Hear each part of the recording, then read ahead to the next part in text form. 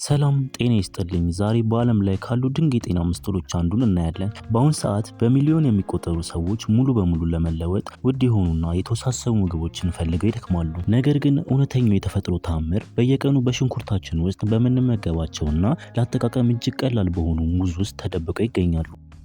ለመሆኑ በአመጋገባችሁ ላይ አንድ ቀላል ለውጥ ብቻ በማድረግ ማለት ለአንድ ወር ያህል ሙዝ ብቻ በተከታታይ ብንመገብ በአካላችን ላይ በውስጣዊ አካላችንና በኃይላችን ላይ ምን ሊከሰት እንደሚችል አስባችሁ ታውቃላችሁ? ይህ ዝም ብሎ የተለመደ የፍራፍሬ አማራጭ ሳይሆን በ30 ቀናት ውስጥ መላው ሰውነታችን ከራስ ፀጉር እስከ እግር ጥፍራችን ድረስ ጉልበት የሚቀይር የምግብ መፈጨት የሚያሻሽልና የውስጥ ጤናችንን የሚያድስ ትልቅ የተፈጥሮ መድኃኒት ነው። ሳይንሳዊ ምርምሮች የተረጋገጡበትና በየቀኑ ለአንድ ወር ሙዝ በሰውነታችን ውስጥ በሚያመጣው አስገራሚ ለውጥ አብረን እንመልከት። መልካም ቆይታ ይሆንላችሁ። በቅድሚያ ለመሆኑ ሙዝ ምንድነው? ለምንስ ነው የዓለም የጤና ባለሙያዎች ሳይቀሩ እንደ ተአምራዊ ፍራፍሬ የሚመለከቱት? በቅድሚያ ይህንን ጥያቄ መመለስ ይኖርብናል። ሙዝ በተፈጥሮ እጅግ ጣፋጭና በውስጡ እጅግ የተበለጸገ አልሚ ምግብ የያዘ በሳይንሳዊ ላቦራቶሪዎች ከዚያም በላይ ሙዝ ለሰውነታችን ኃይል የሚሆን በተፈጥሮ የሚገኘውን ቫይታሚን ቢ6፣ ቫይታሚን ሲ፣ ማግኒዚየም እና ከፍተኛ መጠን ያለው ፋይበር ይዟል። በአጭሩ ሙዝ ማለት ተፈጥሮ በትንሽ ፍሬ ውስጥ አጨቅያ የሰጠችን ሙሉ መድኃኒታችን ነው። በ30 ቀናት ውስጥ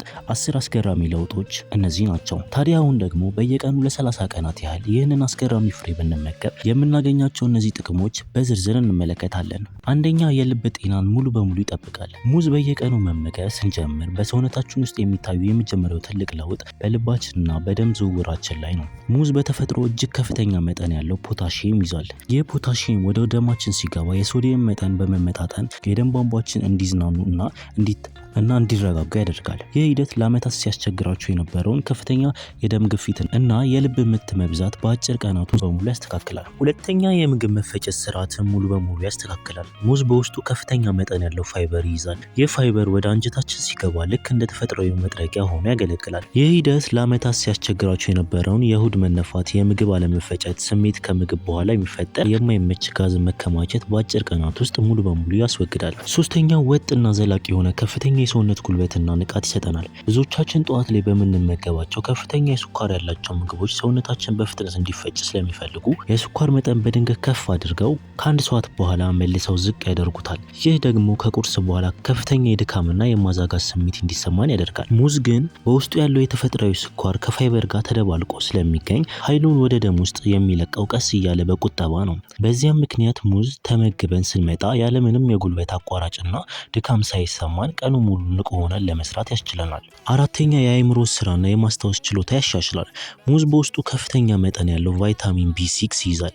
ይህ ቫይታሚን በአእምሯችን ውስጥ ሴሮቶኒን እና ዶፓሚን የሚባሉ የነርቭ አስተላላፊዎችን እንዲፈጠሩ ያደርጋል። እነዚህ ንጥረ ነገሮች በበቂ ሁኔታ ሲጨመሩ ትኩረታችን ይጨምራል፣ የማስታወስ ችሎታችን ይሻሻላል፣ እንዲሁም የአእምሮ ጭጋግ ይጠፋል። በ30 ቀናት ውስጥ ሙዝ ስንመገብ የስራ አፈጻጸማችን እጅግ እንደሚጨምር ያስተውላሉ። አምስተኛ፣ ክብደት ለመቀነስ በተፈጥሮ መንገድ ይረዳል። ሙዝ ዝቅተኛ ካሎሪን ያለው ከፍተኛ የፋይበር ይዘት ያለው በመሆኑ በጣም ትንሽ ተመግበን እንኳን ረጅም ሰዓት የጠገበን የመሰለ ስሜት እንዲኖረን ያደርጋል። ይህ በመካከለኛው ሰዓት ላይ የሚመጡብንን ያላስፈላጊ የምግብ ፍላጎትና የጣፋጭ አምሮታችንን ሙሉ በሙሉ ይቆጣጠርልናል። ሳናውቀው የካሎሪን ፍጆታችን እንዲቀንስ ስለሚያደርግ ሰውነታችን በውስጡ ያከማቸውን አሮጌ ስብ አቃጥሎ ለኃይልነት እንዲጠቀመው በር ይከፍታል። ስድስተኛ፣ የደም ስኳር መጠንን ወደ ትክክለኛ መስመር ይመልሳል። ይህ ጥቅሙ በሳይንስ ዓለም ትልቅ እውቅና የተሰጠውና ሰውነታችን ከስኳር ህመም አደጋዎች የሚጠብቅበት ድንቅ ባህሪው ነው። ሙዝ በውስጡ ያለው ከፍተኛ ፋይበር የስኳር መጠን በድንገት እንዳይጨምር ይከላከላል።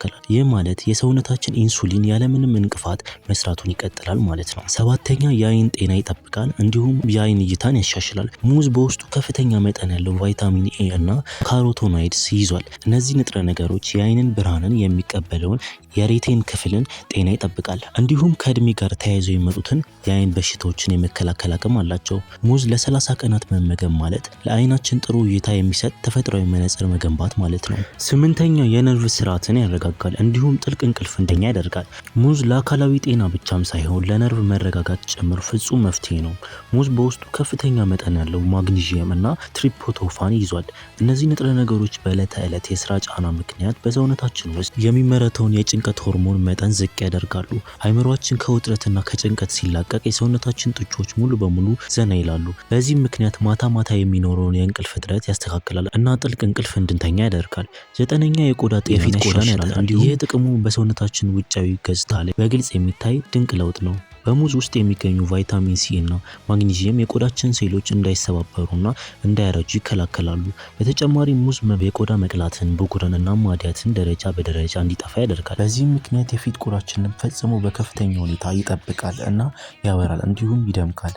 10ኛ የሰውነት በሽታን የመከላከል አቅሙ ከፍተኛ ደረጃ ያጠናክራል። በ30 ቀናት ማጠናቀቂያ ላይ በሙዝ ውስጥ ያሉት እንደ ቫይታሚን ሲ፣ ቫይታሚን ቢ6 እና ማግኒዚየም ያሉ ወሳኝ ንጥረ ነገሮች በሰውነታችን ውስጥ ሙሉ በሙሉ ይዋሃዳሉ። እነዚህ ንጥረ ነገሮች በደማችን ውስጥ ያሉትን በሽታዎች የሚዋጉትን ነጭ የደም ሴሎችን የማማረር እና የማጠናከር ከፍተኛ አቅም አላቸው። ጠንካራ የበሽታ የመከላከል ስርዓት ሲገነባ ወቅታዊ የሆኑ ቫይረሶች፣ ባክቴሪያዎችና የጉንፋን ኢንፌክሽኖች በቀላሉ የመቋቋም ብቃትን ያገኛሉ።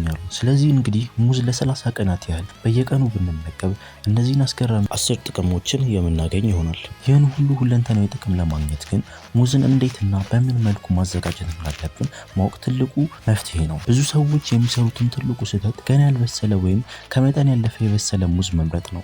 እኛ ልንጠቀመው የገባው በትክክል የበሰለ ቀለሙ ወርቃማ ቢጫ የሆነ ሙዝን በምንመገብ ቡናማ ደግሞ ከሌሎች ጤናማ ምግቦች ጋር መብላት ጥቅሙን ያሳድጋል። ለምሳሌ ሙዝ ከኦትሚል ከስንዴ ወይም ከሌሎች ፍራፍሬዎች ጋር በማደባለቅ መመገብ በጣም ጥሩ ነው። በቀን 1 እስከ 2 ሙዝ በትክክለኛው መንገድ አዘጋጅቶ መመገብ ለውጡን ለማየት ሙሉ በሙሉ በቂ ነው።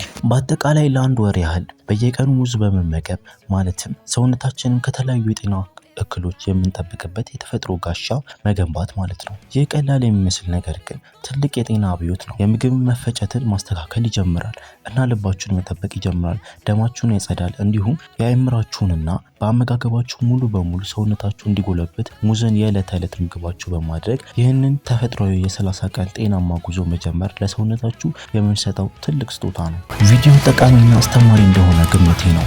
ላይክ እንዲሁም ለግሎች ሼር በማድረግ አትርሱ። ለዛሬ በዚህ ቀን በቀጣይ አስተማሪ የጤና ትምህርት እስከምንገናኝ ድረስ ጤና ቆዩልኝ። ቻው።